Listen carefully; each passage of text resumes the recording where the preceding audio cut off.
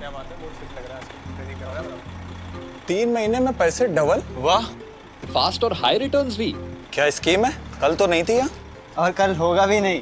तूने कभी 5 ओवर में डबल सेंचुरी मारी है? ऐसे स्कीम के बहकावे में आके हम धोखा खा सकते हैं। और आरबीआई कहता है अपना पैसा सुरक्षित रखो और समझदारी से निवेश करो। अगर ज्यादा रिटर्न के पीछे भागोगे तो रिस्क भी उतना ही उठाओगे। और फास्ट रिटर्न से बच के। और फास्ट बॉलिंग से भी।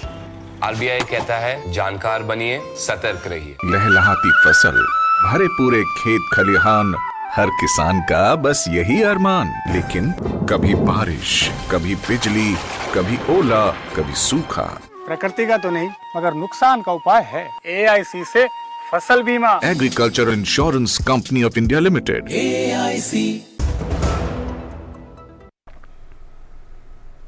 और इस छोटे से ब्रेक के बाद आज की बड़ी खबर पे करते हैं चर्चा। इसका जिक्र हमने बुलेटिन के शुरुआत में किया था। वाराणसी में आज से काशी तमिल संगमम की शुरुआत हुई है। इसी से जुड़ा है आज का हमारा विशेष भी।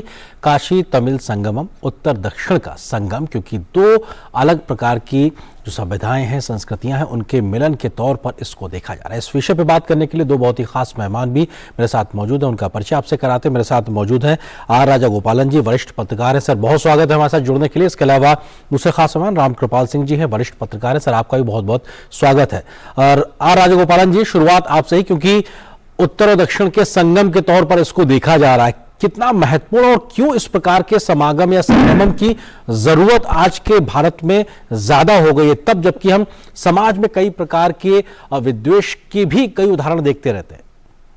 मुझे लगता है दूरदर्शन सेवाओं का फर्स्ट ऑफ ऑल बधाई देना चाहते हैं, क्योंकि for the first time Doordarshan ने विस्तार से काशी समागम का बहुत विस्तार से डायरेक्ट टेलीकास्ट किया है। इसीलिए तमिलनाडु में जागृति हुई है। सेकंड थिंग, प्रधानमंत्री का हमेशा एक ही लफ्ज बार बार आ जाते हैं, सबका साथ, सबका विकास, सबका प्रयास। सो उसको नजरिया से देखेंगे। प्रधानमंत्री आज एक भाषण में काशी का, तमिलनाडु का 18-20 उदाहरण दिया है। फर्स्ट ऑफ ऑल, जो भी छोटे लड़के तमिल में, साउथ इंडिया में रहकर किसी को शादी हो जाते हैं, वो काशी यात्रा से निकल जाते हैं। वो ऐसे ही एक भावना है, हाथ में अम्ब्रेला दे दो, छाती दे दो, प्लस एक डंडा दे दो, वो निकल जाते हैं काशी यात्रा। सो उसी से शुरुआत किया है प्रधानमंत्री ने आज। लेकिन उसका तिरुवल्लुवर से, कंब रामायणम से, प्लस नायनमार से 63 नायनमार है। नायनमार मीन्स जो भगवान का पूजा करते हैं, उनके अलावा आழ்वार है। ये सब कुछ रामानुजर, शंकराचार्य, आदीनम, ये सब कुछ कल्चरल इंटीग्रेशन का काशी सेलेक्ट किया है प्रधानमंत्री। ये वर्चुअली जो इनकी पार्लियामेंट कॉन्स्टिट्यूएंसी भी है। लेकिन मुझे लगता है 75वां साल में आजादी का अमृत महोत्सव में इससे बढ़िया कहानी कुछ नहीं हो सकता है। कारण यह है, एक भारत श्रेष्ठ भारत रूप में प्रधानमंत्री ने आज एक बहुत बढ़िया करके दिखाया है। इसमें first of all religious integration है जी। टूरिज्म इससे बढ़ेगा। 12 sector, textiles, education, industry, tourism, ये सब कुछ बढ़ने का उम्मीद है जी। 2500 लड़के लोग, छोटे छोटे कॉलेज स्टूडेंट्स में, स्कूल स्टूडेंट्स में, ये लोग चुन करके पूरा तमिलनाडु से एक एक प्रतिनिधि आया है। 2500 लोग आया है इससे। लेकिन इंपॉर्टेंट है इसमें इளையराजा, जो अभी राज्यसभा का नियुक्त किया है राष्ट्रपति ने, वो इளையराजा ने भी अच्छा भाषण दिया है। मुझे लगता है प्रधानमंत्री का जो पूरा इच्छा था वो फुलफिल हो गया। बिल्कुल, एक बहुत महत्वपूर्ण कदम आगे बढ़ते हुए। रामकृपाल जी, आपको लगता है कि जब प्रधानमंत्री का संबोधन हुआ है, तमाम विद्वान जनों का इस मंच से बात निकल के आई, तो ये बहुत एक सहज एहसास था कि कितने ज्यादा उत्तर और दक्षिण एक दूसरे के साथ में रचे बसे हैं, गुथे हुए हैं, बहुत ज्यादा समानताएं हैं, क्योंकि वो उदाहरणों के माध्यम से समझाया गया। तो एक एहसास इस बात का होता है कि कोई बहुत अंतर नहीं है। भले ही भौगोलिक दूरी हमारे बीच भले ही हो, सांस्कृतिक रूप से इतना ज्यादा जुड़ाव है, लेकिन बीते कुछ वर्षों में इसकी अनदेखी सी की गई। ये आज वक्त की जरूरत है सामाजिक ताने बाने को फिर से और बेहतरी से आगे बढ़ाने की। रामकृपाल जी। जी आनंद जी, बिल्कुल सही है। मैं तो बहुत पहले भी एक बात मैंने कही थी कि 2014 में जो एक परिवर्तन हुआ था वो सिर्फ सत्ता परिवर्तन नहीं था। और मैंने पहले ही फोरकास्ट किया था इस बात को कि ये एक सांस्कृतिक कल्चरल, जिसको कहते हैं रेनेसा, एक सांस्कृतिक पुनर्जागरण की एक शुरुआत हुई थी। वो सांस्कृतिक कहिए, सामाजिक कहिए, आर्थिक, हर तरह से, और लगातार इतने सालों में देखिए, राजनीति से हट करके देखिए तो क्या क्या अद्भुत काम मोदी जी ने किया। और आज मैं हमेशा एक बात को कहता हूं कि कुछ चीजें ऐसी होती हैं जिसमें आम आदमी एक्सपेक्ट करता है, लेकिन एक ऐसी लीडरशिप हमारे सामने है जो कभी ऐसे ऐसे काम करते हैं जिसके बारे में आपने कभी सोचा ही नहीं हो। याद कीजिएगा, महात्मा गांधी कितने साल पहले, 100 साल पहले, उन्होंने जब बनारस काशी विश्वनाथ गए थे तो उन्होंने क्या लिखा था? लिखा था कि ये तो भयानक गंदगी और ये सब सारी चीजें हैं। एक वर्णन किया था, दुख व्यक्त किया था।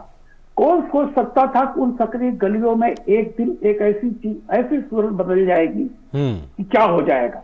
आज वही मैं फिर अगर आप देखिए, आज जो मोदी जी ने एक बात फिर कही है, जो सुबह वो पूर्वांचल से शुरू किया उन्होंने, और कहा कि सीमा के जो गांव हैं वो आखिरी नहीं है, वो पहले गांव हैं। और ये बात उन्होंने अभी कुछ दिन पहले ही बद्रीनाथ से आगे जो मारा गांव पड़ता है, तो सब लोग कहते थे अंतिम गांव, मोदी जी ने कहा प्रथम गांव। देखिए, कल्चरल इंटीग्रेशन, ये जो आपने अभी बात कही, हम तमिलनाडु और काशी, वहां देखिए काशी के नाम से वो तो तमिलनाडु में भी है। मैं बचपन में मैं उसी विश्वविद्यालय से पढ़ा हुआ हूं, और बनारस में जब मैं घूमता था कभी, इतने ज्यादा तमिल और दक्षिण भारत से लोग वहां आते हैं कि मुझे लगता था कि ये उत्तर प्रदेश में सिर्फ, मुझे तो वहां आप जाइए काशी विश्वनाथ मंदिर के सामने या गंगा घाट पे, आप इतने लोग आते थे। लेकिन आपने सही कहा कि जो काम अंग्रेजों ने डिवाइड एंड रूल की जो एक पॉलिसी अपनाई, हमारा एक जो सांस्कृतिक जुड़ाव है वो किसी का मोहताज नहीं रहा। आदि शंकराचार्य ने देखिए कहां से निकले थे वो, और वो पैदल बद्री और केदार तक गए थे। कल्पना कर लीजिए कि जब आज हम सड़कों से जाते हैं तो हमें रूह कांप जाती है, और उस समय तो मोदी जी ने जो ये काम किया है, आज जिस तरह से उत्तर और दक्षिण का मिलन। और मैं एक बात और कहूंगा, बीच बीच में, आज से नहीं, अंग्रेजों के जाने के बाद से एक भाषा विवाद ऐसा खड़ा किया गया जैसे हिंदी नॉन हिंदी। देखिए कितना बढ़िया काम मोदी जी ने किया है। उन्होंने साबित किया कि क्षेत्रीय भाषाओं का सम्मान उनके लिए सर्वोपरि है। पहली बार इस सरकार ने सारी भाषाओं में, क्षेत्रीय भाषाओं में, मोदी जी ने खुद यह कहा, आज जैसे तमिल भाषा की उन्होंने जितनी सराहना की है, तमिल और संस्कृत की, कि हम लगातार जुड़े रहे, लेकिन उस पर एक जो पर्दा डालने की कोशिश की गई थी, जो उस पर एक तरह से बांटो, डिवाइड एंड रूल की बात, साउथ को ईस्टर्न बनाओ, गंगा कावेरी, ये अद्भुत मिलन पहले से ही है।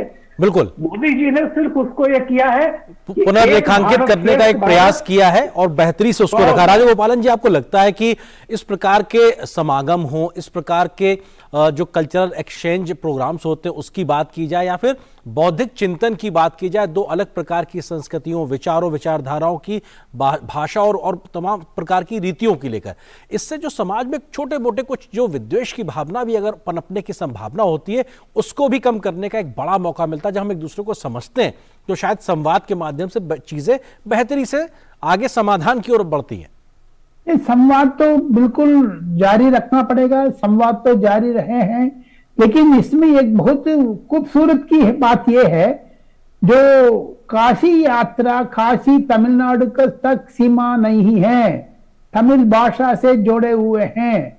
क्योंकि मैं एक चीज बताना चाहता हूं दूरदर्शन दर्शकों का, ये प्रधानमंत्री है नरेंद्र मोदी साहब, 2015 में जाफना में जाकर के श्रीलंका में ये खदिरगामर करके एक मंदिर है, खदिरगामर मंदिर में पूजा किया। वो खदिरगामर मंदिर का मिट्टी है वो काशी में पड़ा है।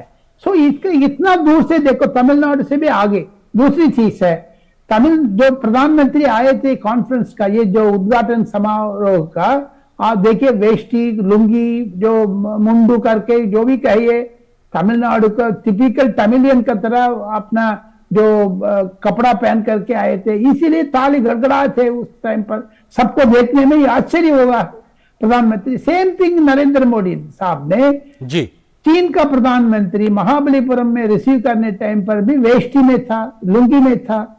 लेकिन मुझे लगता है ये कलाचार जो कल्चरल इंटीग्रेशन है, टूरिज्म इंटीग्रेशन है, ये देश का जो शिक्षा नीति न्यू नेशनल एजुकेशन पॉलिसी का मुताबिक बनारस हिंदू यूनिवर्सिटी, चेन्नई में आईआईटी है, दोनों मिला करके धर्मेंद्र प्रधान का नेतृत्व में ये कॉन्फ्रेंस हो रहे हैं। 30 दिन का होने वाले हैं। तमिलनाडु में जो करखा आट्टम है, पोईकाल गुदरई है, ये जितना आदमी लोग घोड़ा बन करके, हाथी बन करके डांस करते हैं, वो तमिलनाडु में सीमित नहीं है। अभी उत्तर प्रदेश का बिल्कुल वो सारी एक तरीके से झांकियां में देश भर में दिखाई पड़ती हैं। जी बिल्कुल, भाषण देने टाइम पर जी राजा गोपालन जी जी सर, थोड़ा वक्त हमारे पास कम है। रामकृपाल जी, छोटा सा जवाब से चाहेंगे, क्योंकि इस पूरे संगमम के अगर देखा जाए तो नई पीढ़ी, युवा पीढ़ी और बच्चे भी शामिल हैं, तो ये भी अपने आप में नई पौध को अपनी विरासत से संचित करने का एक तरीके से मौके के तौर पर। देखिए बिल्कुल आर्यन जी, आपने एक जो बात कही थी कि हम हमेशा से जुड़े रहे हैं भारत एक राष्ट्र के रूप में, राष्ट्र राज्य के रूप में बहुत सदियों से। लेकिन इस दौर में जब हुआ और उसके बाद आजादी मिली, तो जिस तरह से राजनीति की गई, ऐसा लगता था वो दूरी बढ़ाने के लिए की गई।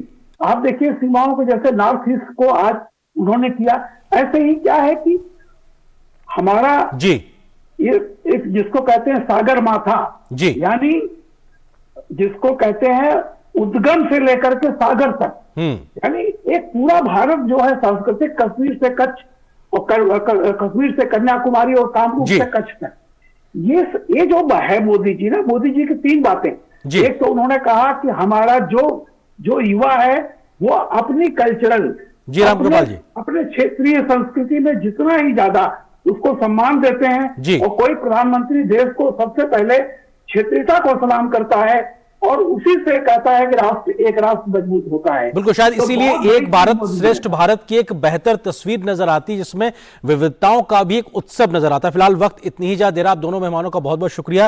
राजगोपालन जी आपका, रामकृपाल जी आपका हमारे साथ जुड़ने के लिए बहुत बहुत शुक्रिया। फिलहाल सीधे रुक करते हैं गुजरात के वलसाड़ का, जहां पर एक चुनावी रैली को प्रधानमंत्री मोदी संबोधित कर रहे हैं।